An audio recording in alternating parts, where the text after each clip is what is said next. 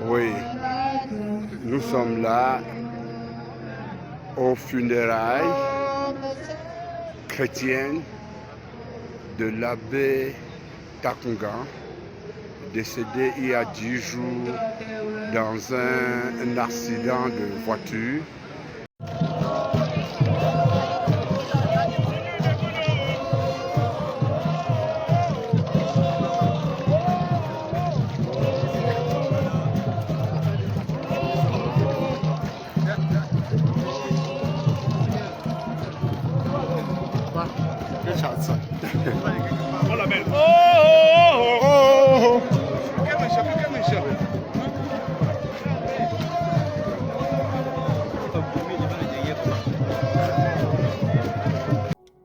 Shalom mes bien-aimés.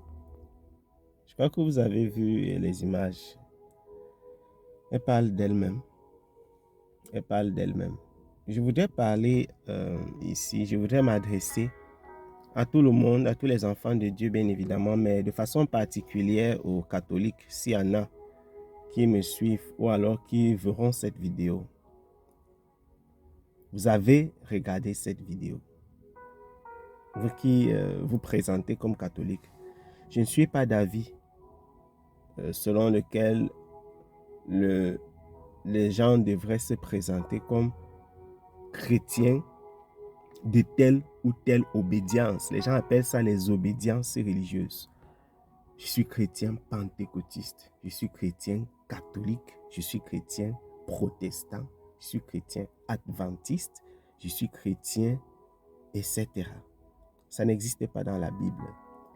Mais parenthèse fermée, je voudrais m'adresser particulièrement aux amis qui se présentent, qui se reconnaissent dans le catholicisme.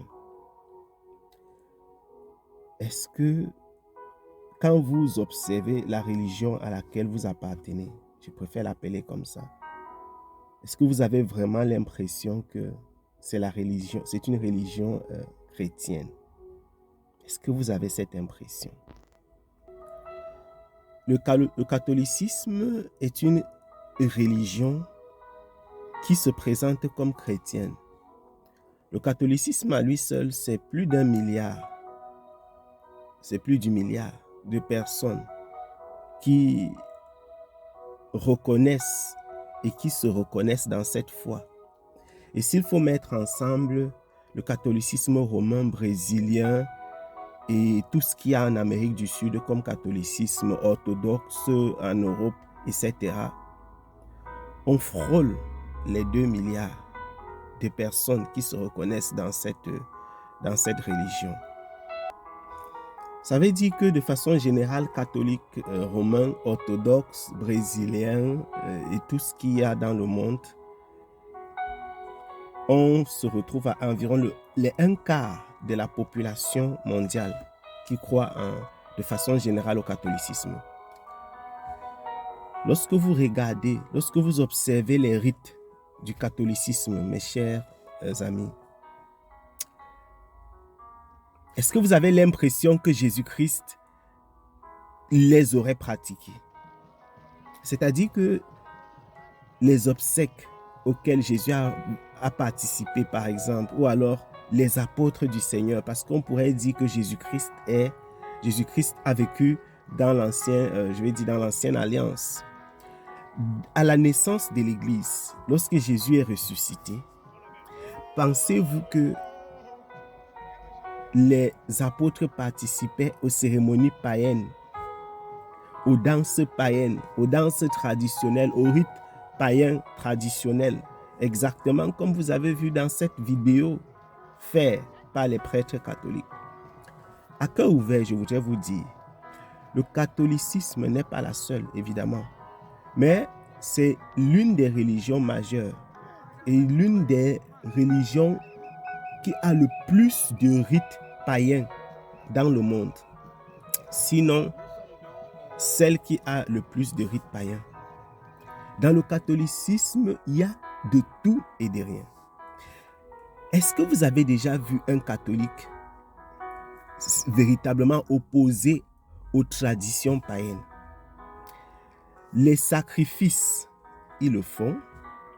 les danses traditionnelles, vous avez vu les prêtres et les évêques le faire. Les danses traditionnelles qui ont des origines païennes, bien évidemment.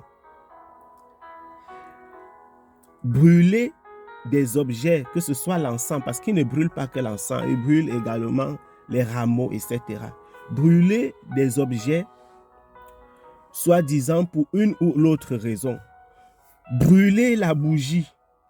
Tous ces rites qui n'ont rien à voir avec la parole de Dieu sont pratiqués dans le catholicisme.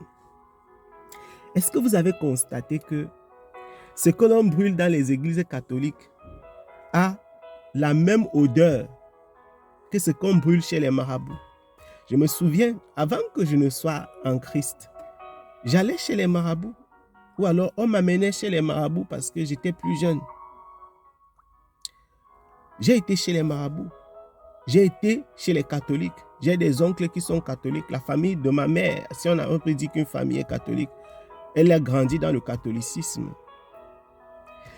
Ce qu'on brûle chez les catholiques a la même odeur, à quelques exceptions près, de ce que l'on brûle chez les marabouts. Les catholiques, vous qui allez chez les marabouts, vous le savez. De la même façon, on brûle les bougies dans les églises catholiques. On le fait également chez les marabouts. Les Africains, vous le savez. J'ai vu des amis, des proches catholiques faire des sacrifices. Je ne dis pas qu'il n'y a que les catholiques qui le font. Mais je dis, il n'y a aucune source, aucune base chrétienne, aucun enseignement catholique véritable qui empêche, qui vous arrête, qui vous demande de ne plus faire les rites. Parce qu'ils le font eux-mêmes, ceux qui dirigent l'Église catholique. Ceux qui dirigent, ils le font. Pensez-vous que si Jésus-Christ était dans l'Église catholique, entre guillemets, brûlerait-il l'encens? Mes chers catholiques, parlons comme des hommes. Je ne veux pas aller dans les versets bibliques, on dira encore, voilà des gens qui citent la Bible, ils n'ont rien compris de ça. Mettez-vous à la place, imaginez-vous, vous avez en face de vous Jésus-Christ ou les apôtres. Vous pensez qu'ils brûleraient la bougie, qu'ils brûleraient l'encens, mes chers amis catholiques, qu'ils danseraient les danses traditionnelles, qu'ils feraient des sacrifices, qu'ils feraient les signes de croix sur leur front avec la cendre, qu'ils participeraient à des fêtes de mort, mes chers catholiques.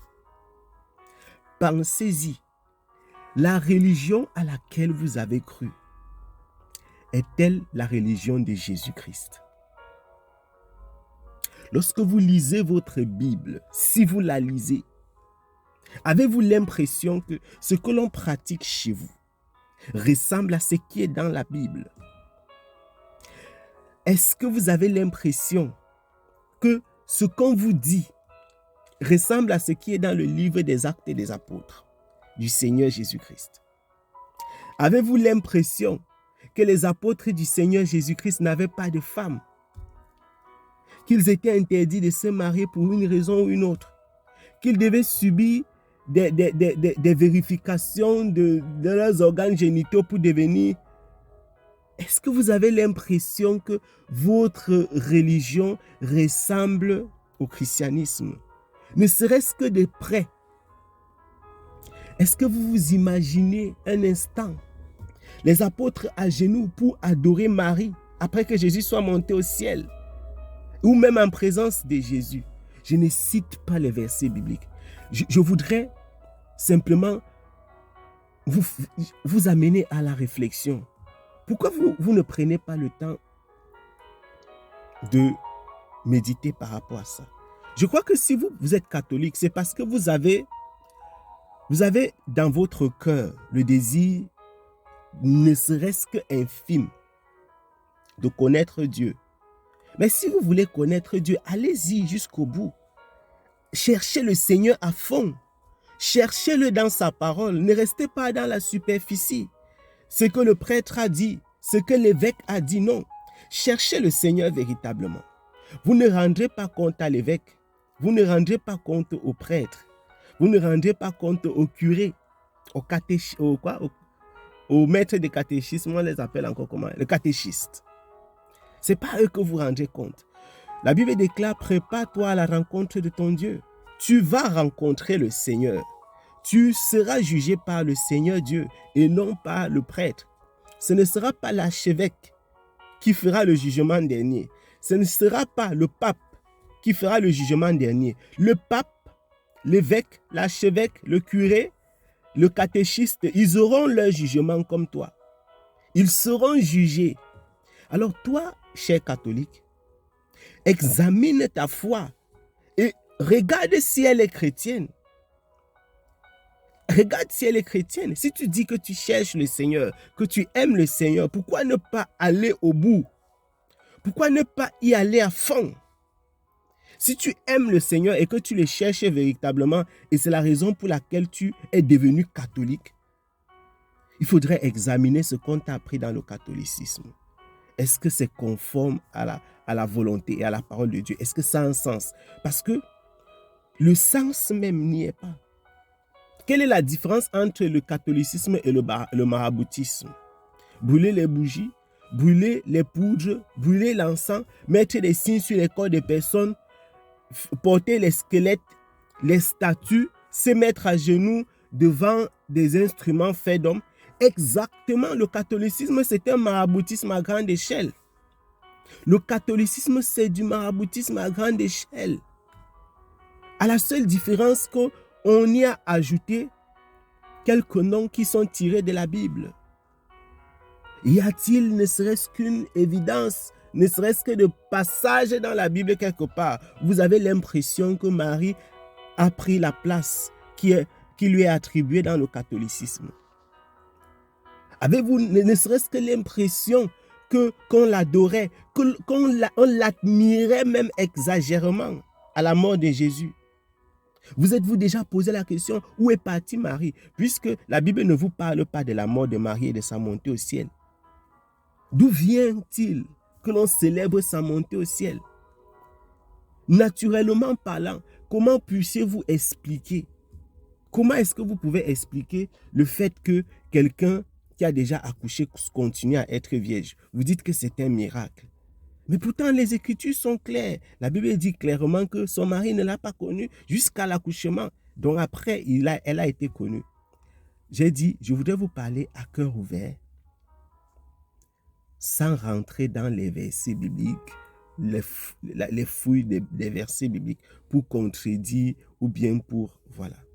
Je vous parle simplement comme un homme parle. Pas vraiment comme un enseignant de la parole ou un prédicateur.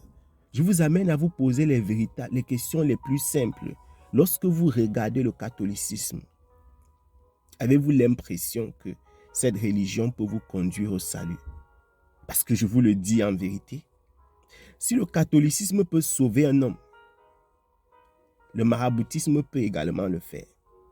Je vous dis au nom de Jésus-Christ de Nazareth, si le catholicisme peut sauver un homme, le maraboutisme peut également le faire. Parce qu'il n'y a absolument aucune différence entre ce que font les prêtres et ce que font les marabouts. Sauf que les prêtres le font là où c'est propre.